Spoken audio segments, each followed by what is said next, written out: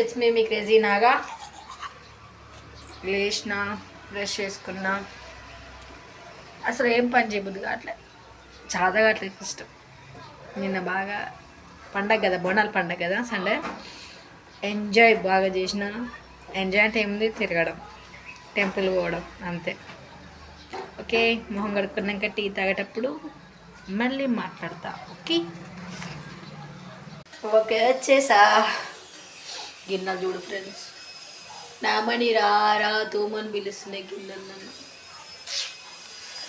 ఏంటి ఫ్రెండ్స్, ఇంట్లో చూడు ఏడు పని అక్కడే ఉంది. ఇల్లు మొత్తం క్లీన్ చేయాలి, ఇల్లు పని ఉంది నాకు ఇప్పుడు.